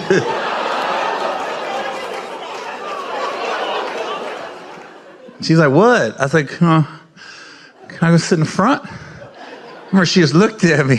She was like, take your ass to the front, see what the fuck happens. I remember in that very moment, I was thinking to myself, kind of wish I was married to a white woman right now. Because in my brain, my white wives would have said, Gary, you work so hard for this family.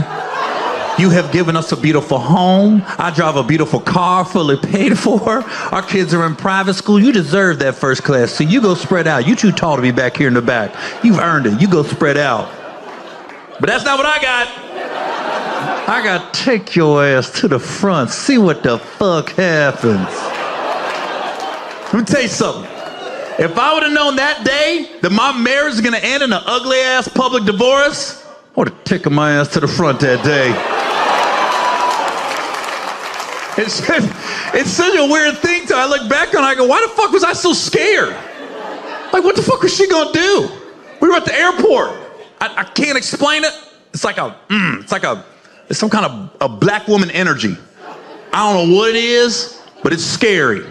And you gotta be in it to know what I'm talking about.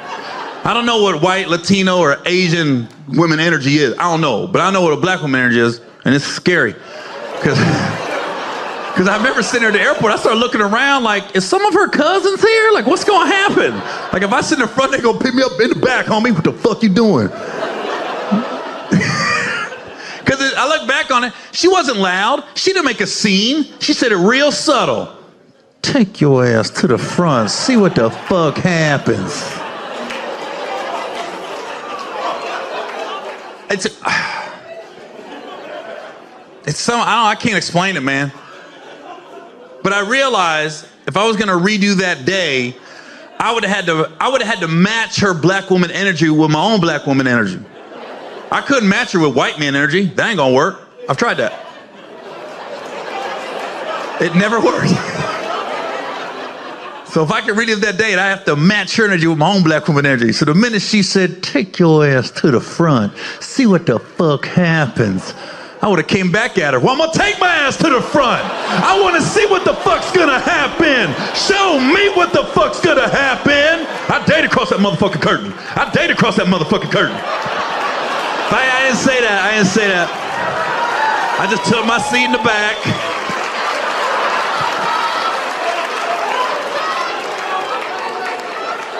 These peanuts are pretty good. Are these planters?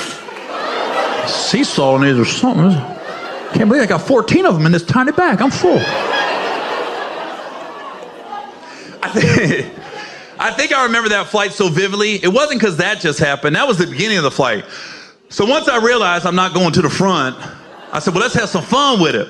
So she had a middle seat. So I said, look, you board before me. I'll be the last person on the plane. When I get on the plane, we'll ask the person in the window of the aisle if they want to switch. But we ain't gonna tell them which coaster first. We just gonna see if they cool. So she boarded. I'm the last on the plane. There was a lady in the window. I went to her first. I said, excuse me, ma'am, you might switch the seats so I can sit next to my wife? She was like, no. Right back to the window. I was like, dang, no discussion. Okay. Young dude in the aisle. Went to him next. Like, excuse me, man, you might switch the seats? He's like, I don't care. He grabbed his little Nike bag. He didn't even ask where my seat was. I gave him my ticket. He got about 3 rows up. He goes, hey man, this is first. This is first. I said, I know, enjoy it. The lady in the window looked over. I said, don't. You said no, remember, no. So now we're about an hour into the flight. And I see that young kid walking back towards our row. We back in the 30s. He's in row 2. I said, why is he walking back here? He was like, hey, Gary, they're giving us lunch. You want anything to eat? I said, no, go eat. He about to give me his food. I was like, dude, I got peanuts. 14 of them, sea salt. So now we land. You know, when you're back in the 30s, it takes you about 15 minutes to deboard. I get off the plane. Guess who was waiting on me still got off the plane? That young kid again to say thank you for letting him ride him first. So now, me and him are walking to the baggage claim together. And we're just sitting there, and he's talking a mile a minute. He's like, oh my God, dude, I've never flown first before. I had lasagna. I had a chocolate chip cookie. He's like, I'm only 19 years old. They thought I was you. I got to drink the whole flight. I said, wait a minute, what the fuck you just say? That's when I realized he was drunk as fuck. He's staggering the baggage claim. His mom was at the carousel. Hey, baby. I said, we got to go. We got to go. He's fucked up. We got to get out of here. I wonder what happened to him. He was cool. I think the hardest part about divorce, at least for me, my experience, is avoiding a process server. I don't know if anybody's ever had to do that. I don't wish that on nobody, because I didn't really know how important a process server is in a divorce. I didn't realize all that it entailed, because I'll never forget when the quote unquote shit hit the fan. Like, we have been separated for like 2-3 months already, right? And I'll never forget, I was in Naples, Florida. It was a Friday night. I had 2 shows. I get off stage after the first show. I go to my dressing room. I check my phone. And that's when TMZ got a hold of my divorce. And everybody's texting me, calling me, sending me the links. It's TMZ, BET, People, AOL. I was like, AOL? We got a dial-up divorce. Ain't this a bitch? So my lawyer just started blowing me up. And so I finally answered. She goes, Gary, where you at right now? I said, I'm in Naples, Florida. She goes, you got a show tonight? I said, I got 2. I just got on the first one. Second one starts in 30 minutes. She goes, cancel it. I said, I can't cancel the show in 30 minutes notice. She goes, no, Gary, you don't understand. We are worried that a process server is on the way to serve you. I said, what exactly does that mean? So she had explained to me, we got a house in California. We got a house in Ohio. I filed for divorce in Ohio. My ex filed in California. So my lawyer said, Gary, if you get served, chances are your divorce will go down in California. California's a 50-50 state, which means she can get half your money for the rest of your life. I said, say less, this show's over. I canceled that show so goddamn fast. I would say I feel bad for those 400 people that night, but I don't. Fuck them all. I got bigger shit to worry about than hee-hee-ha-ha jokes. My life, motherfucker.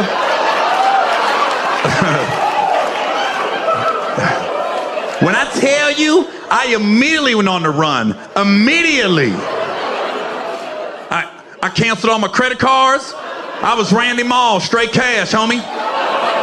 I changed my cell phone number. I changed my cell phone carrier, because I'd be watching the First 48. They be catching them killers by pinging their cell phones off them towers. I didn't want a process server pinging my shit. I was sticking and moving all over the country. I was never anywhere for more than like 5-6 days. I was going to really white areas to blend in. Went to Maine, Montana, North and South Dakota. Went to West Virginia, hiked the Appalachian Trail. I was on the run. But after about 8 weeks of being on the run, I said, I got to get back to work. I was going crazy, right? So I called my lawyer, I called my manager. I said, I'm ready to go back to work. They said, Gary, we don't recommend it. I said, I got to get back to work.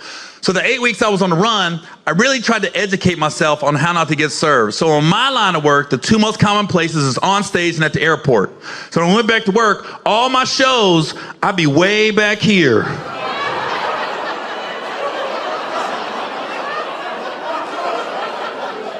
I was traveling with the undercover security guy, so you wouldn't know. He'd be in the front, you wouldn't even know it. So, and then the airport was the other big one. So what I would do, I would never fly into a city I was performing in. So my first week back to work, I was in Baltimore, Maryland. I flew into Pittsburgh, drove my ass down to Baltimore, and never got on the highway, all back roads. Because let me tell you something, these process servers, they'll get these fake ass cop cars, they'll pull you over, you ain't getting a ticket, you getting papers. So I was back. So at one point, I was so deep in Amish country in Pennsylvania. That's how back roads I was at. Like, I was the only car on the road. It was a bunch of dudes in horses and carriages. They got these suits on with hats and beards with no mustaches. And you look on the side, they building homes with their bare hands. Like no hammer, just hitting the nail.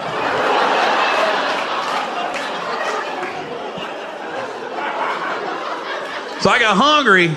At one point I got hungry, I said, I got to get something to eat. So I stopped at this restaurant called Bob Evans, right? So I sit in this back booth so I can see everybody coming. So I'm eating, but my head's on swivel, like I said. And it's all Amish looking people in the restaurant. And all of a sudden one black dude walked in. I said, what the fuck he doing here? And the dude made eye contact. He goes, yo, Gary. I said, not today. Not today. He started walking towards me. I'm throwing orange juice, toast at this motherfucker. He chased me all over that goddamn restaurant. I don't know if he was a process server or not. I couldn't risk it. There's probably still some brother in Pennsylvania. Gary's a motherfucking asshole. My bad. If he sees this, my fault, man. So it ended up after about April, May, June, four and a half months of me avoiding a processed server and her avoiding a processed server, we finally got her at a Panera Bread in Antioch, California. So shouts out to Panera. And here's the thing, it's all luck in the end. It's all luck. Because when you know a process server is trying to serve you and she knows, in the end, I always tell myself, how's this gonna play out? And it just ended up being lucky. And because I hired a process server out here in California and she wasn't doing her job. So I had to get this process server in Ohio, and me and her flew from Cincinnati out here to California. So we get off the plane, we go to my old neighborhood, and we just got lucky. We saw my ex pulling out of a grocery store parking lot, and I told the processor, oh, that's her. So we start falling on the highway, and the processor was like, you gotta get in the back seat. She might see you in the rearview mirror. So now I'm in the back seat riding, and we following her, and then she goes, you gotta get the fuck down. She might see you. So now I'm just laying flat. I don't know where the hell we at. And then we finally, all of a sudden we stopped, and the lady just looked back. She was like, it's go time. I was like, what the fuck, go time? I'm just trying to give her some papers. This ain't no Jason Bourne shit. So here's how we got lucky. She goes to Panera, and she goes through the drive-thru. So she got stuck. She had a couple cars in front of her, a couple behind her. But here's the thing, you still gotta get her to roll down the window. If she don't roll down the window, she ain't served. That's why I brought this chick from Ohio with me. She knew what she was doing. So she can't go in front of the car or behind the car because she could see her in the rearview mirror. And thank God my ex was riding in a Tahoe. So she's riding up kind of high, Tahoe that I paid for in full. Just want to throw that out there. So then somehow this process server, she got right next to the driver's side door, and she was just me at the rearview mirror. So the whole time my ex was in the drive-thru Panera, she didn't know a girl was right next to the truck. So every time she would pull up, she would just walk with the car.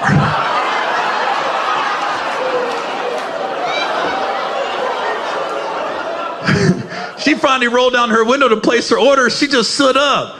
She was like, you're served. I said, oh, we got her.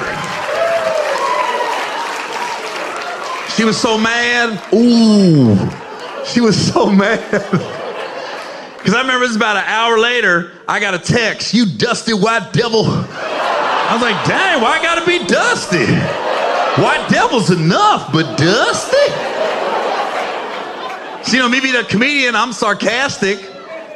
I text her back. I said, the whole time we was married, I kept telling you got to eat too much. Now look what it got you served. She was mad.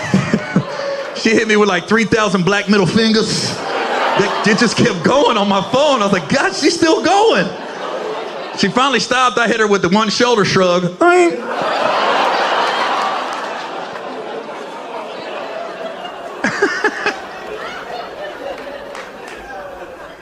I think the hardest part about, the craziest thing about a divorce, man, especially you go through a public, messy divorce, that's when you especially find out who your real friends and family are. Because, man, I lost my whole circle changed. I lost a lot of friends, a lot of family members because of my divorce. My dad, that hoe bag bitch, man, I never knew my dad was a hoe bag bitch till my divorce happened. So mad I came out his dick.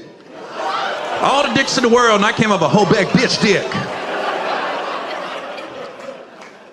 Okay, so clearly I got to explain why I called him that. You can't just call your dad a hoe bag bitch. You're not going to detail why he's a hoe bag bitch. So I say my dad, I use that word very loosely. Like, he wasn't around when I was growing up, but then when I got a little older and I got on TV and got in a couple movies, he started popping up a lot more. It's weird how that happens. So I think in the back of my brain, I kind of knew what it was all the time with him, right? So when I was on the run, right, one of the weekends I was on the run, a friend of mine got me an Airbnb in Sedona, Arizona. So I'm at this Airbnb for a week. And after about 2-3 days, I was getting bored. So I was seeing this young lady, and I called her. I said, hey, can you come out to Sedona for a few days? Now, keep in mind, this is 6 months after we had been separated. So it's not a side chick. It's not a mistress. I'm allowed to date. My ex allowed to date. So me and this girl were hanging out in Sedona. Now she's getting bored. So one day we woke up. We said, well, let's go to Grand Canyon. I've never been. She's never been. Let's go. Couple hour drive. So we go there. Keep in mind, nobody's served yet. So my head's still on a swivel. And I thought Grand Canyon was some more white shit I could do and blend in. But then there was a couple brothers there that day, but they wasn't hiking down because they didn't want to get their Jordans dirty. I was like, damn, you bought some crispy white ones. So like anybody when you go to Grand Canyon, right? You take pictures. So that day I took like 7, 8 pictures. And when I got my new cell phone, in the beginning only like 10, 15 people had my cell number. So I'd always text people in a group chat to let them know where I'm at, keep them updated on my whereabouts and stuff. So my dad was in the group text. At that point I thought I could trust him. So in one of the pictures at the Grand Canyon I took, and the girl was in the picture with me. And nobody brought up, nobody said anything. I thought nothing of it. Fast forward a couple weeks later. It's July 4th. I fly home to Cincinnati. I said, I want to go to Reds game. So I'm going to go to Reds game. I can't sit in the stands with everybody else. I got to get a suite because I can't risk sitting in the stands and a motherfucker walking up going, you want some peanuts and papers? So I had to get a suite. So I called one of my buddies up. He invited like 7, 8 of our mutual friends, and everybody knew the rules. No social media posts, no pictures, no announcements. You're at the game. We had a great day at the ballpark. The next morning, July 5th, 7:17 in the morning, I get a voicemail from my dad. Hey, it's your fucking dad, and you don't respect me. And he just starts cussing me out. I go, what the fuck's he mad about? Then he sends me a long text about an hour later how he heard I came in town. I went to the Reds game. I didn't invite him. He's come to expect this behavior from me. I never include him in shit. I'm like, whoa, wait a minute. This motherfucker's mad about a Reds game? Keep in mind, motherfucker never took me to a Reds game growing up. I didn't feel the need to take your old ass to a Reds game. So I said, let me call him. So when I called him, I said, it's got to be something deeper than that. First words out of my mouth. Hey, Dad, I got your voicemail, I got your text. He goes, yeah, I meant every word of it. I was like, this ain't going to end well. So now we're talking. It's getting heated. Here's a problem with my dad. He's a bit of a bully. He likes to cuss people out. The problem is when he tries to cuss me out, he forgets that I hang out with a lot of black people. So I can cuss him out better than he can cuss me out because you become a product of your environment. So my dad got mad and hit me with a, well, fuck you. I was like, well, fuck you, fuck your bitch ass wife, fuck your fucking family, homie. I hung up on him. So, when I hung up on him, this whole bag bitch, that picture of me and the girl from the Grand Canyon, he sent it to my ex-wife. Then he took that same picture and posted it on his Facebook page, put the middle finger emoji in front of it. Then he posted a picture of my ex-wife on his Facebook page and was like, I got your back to this divorce. You've always been like a daughter to me. Keep in mind, my dad don't like black people at all. Has no black friends. Motherfucker's a Trump thumper. Not Trump supporter, Trump thumper. Like, I ain't saying he rushed the Capitol. He was at the monument. That motherfucker made the trip, but now he wants to support a black woman. You hoe bag bitch. And I meant every word I said. His wife can get it too. That Tom Petty looking hoe. Free falling ass bitch. Flat ass, no titties. Built like an overdeveloped 6th grader. If that hoe landed on Jeffrey Epstein's island, they say send her ass home. What the fuck we do with this? She ugly as fuck. Flat ass motherfucker. If she went to Japan, all the Japanese women will be like, oh fuck, look at how flat the her ass is. I've never seen such a flat ass. Mine's so much bigger.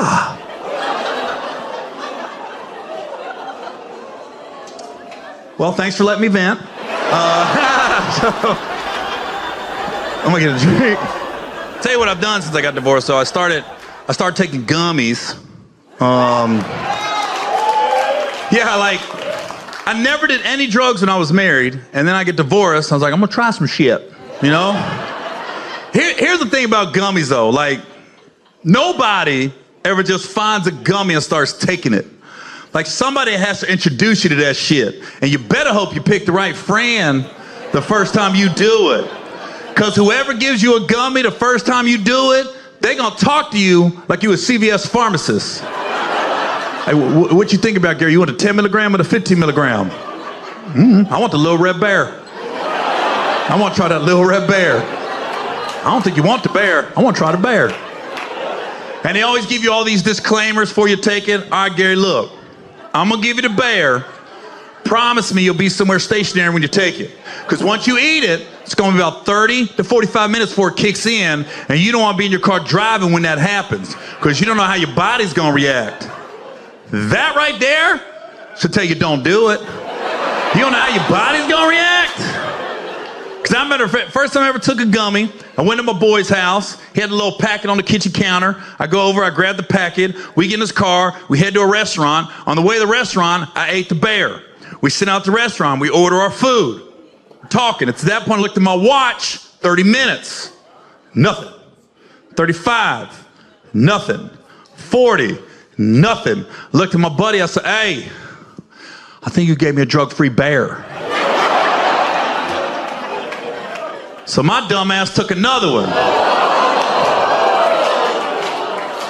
Whoa, look at all the addicts. A bunch of drug heads here in San Jose. I ain't ever seen a whole motherfucking crowd go, oh! You're like a table here, a table here, not every motherfucker in here. I think the camera guy stopped filming. This motherfucker's like, too.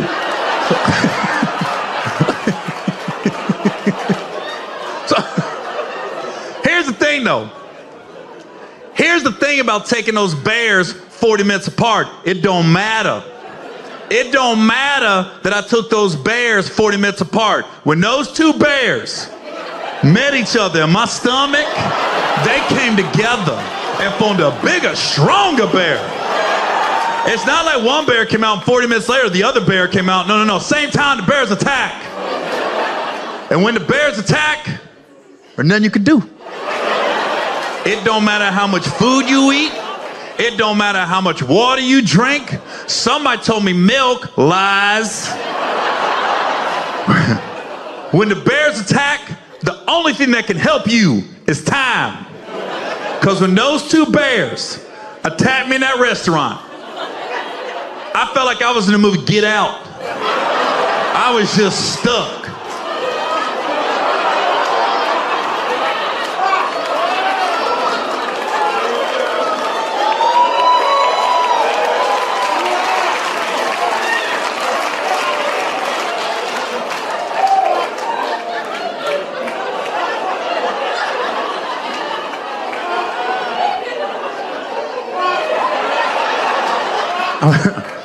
I was there, mentally I was there. I just couldn't talk. But I was happy. Those two bears made me happy. Because I remember I was sitting in a restaurant and I was having a full conversation with myself in my brain. I was like, this is crazy. I can't talk. What chance? All these people are at the same restaurant I'm at. I don't know anybody here. Oh God, it came at the same time. And then the waiter finally came over with our food. And my buddy went to the bathroom. And I can't tell the waiter that's our food. I can't talk. And I'm fucking starving at this point. You know how much food you gotta eat to feed two bears? So the waiter just kept standing there, who got a chicken fried rice? Who got a chicken fried rice? And I can't say shit. I'm just staring at this motherfucker.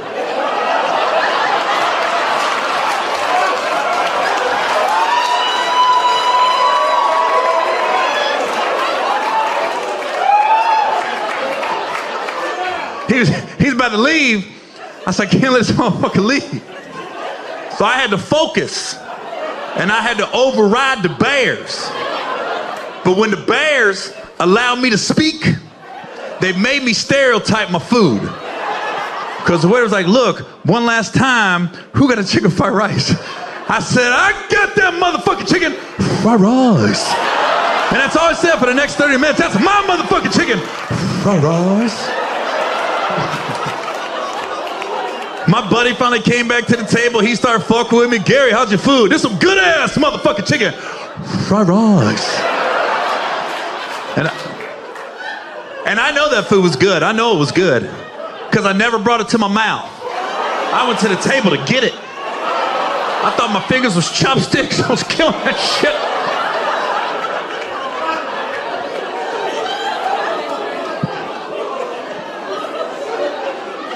I tell you what.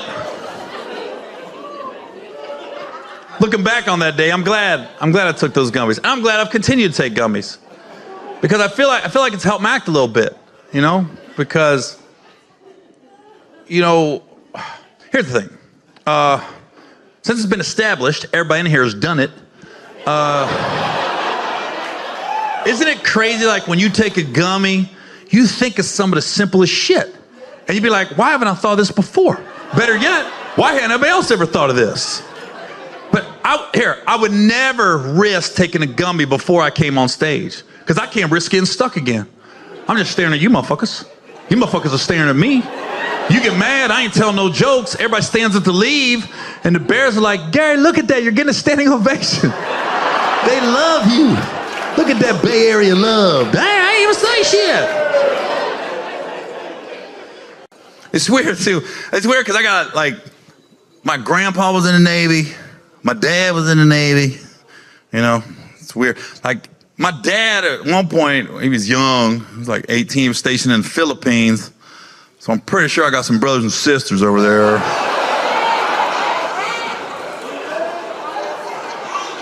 I'm almost positive. It was a different time when he was in the Navy. I was wondering why every time Manny Pacquiao would fight, I'd root for him hard. It's like, I really want him to win.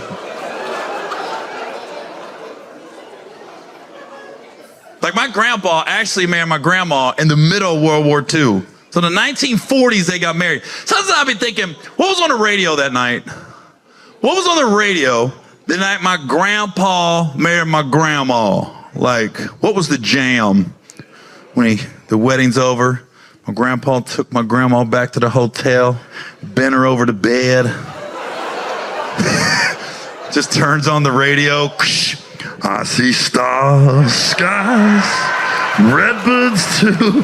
Oh! Oh! You are beating this pussy up, Edward. You are tearing this pussy apart. And I said to myself, what a wonderful world. Beat that pussy up, Grandpa.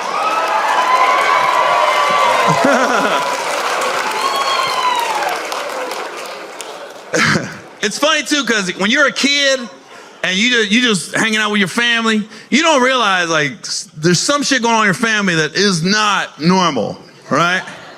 Like, for my grandparents, for example. So my grandparents had 9 kids. They have 5 girls and 4 boys. And all 5 girls were pregnant as teenagers. What the fuck was going on in my grandparents' house that every woman was wilding? And my mom waited the longest to have me. She was 17. All her sisters must have been looking at her like, what the fuck you waiting on? You trying to drive yourself to the pediatrician? Miss Independent? Because I remember right, my grandpa passed about 14 years ago. I remember right before he passed, one of his last wishes, he wanted everybody to get together. He wanted just one big family reunion. And so, you know, that was not an easy feat trying to get everybody together, because out of all the kids, all my aunts and uncles, everybody had at least 3 kids. At least 3 kids. So that little, like, grandkids, a lot of great-grandkids. So we finally got everybody together. Got this big family reunion thing going on, and we hired a photographer. He had the tripod, the wide-angle lens, and we was all gonna get this one family picture one last time, because, you know, my grandpa didn't have a lot of time left. And I'm sitting there, I'm writing this to my grandpa, my hands on, and the dude will not take the picture. And I was like, dude, take the picture. He kept yelling at me. He goes, Gary, come here, come here. I said, man, take the picture. He goes, I can't, come here. I go, I went behind the camera. I said, what's the problem? He goes, look. So I looked in the camera.